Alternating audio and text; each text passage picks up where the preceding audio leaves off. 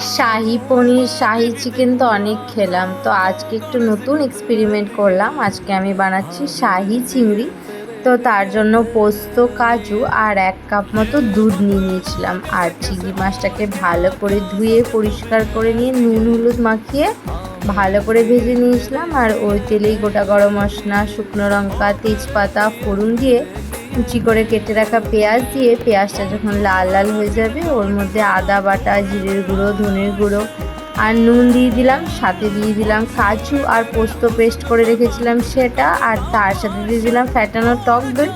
এবার মশলাটা থেকে যখন তেল ছেড়ে এলো তখন আমি দিয়ে দিলাম দুধ 1 কাপ মতো। তোমরা চাইলে জলও অ্যাড করতে পারো। আর তারপর দিয়ে দিলাম ভেজে রাখা চিংড়ি মাছ, শেষে দিয়ে দিলাম গরম মশলার গুঁড়ো আর কয়েকটা কাঁচা লঙ্কা। তো ব্যাস রেডি শাহি পনির। তো কেমন লাগলো অবশ্যই জানিও, আর ভালো লাগলে একটা লাইক কমেন্ট শেয়ার করে দিও। বাই।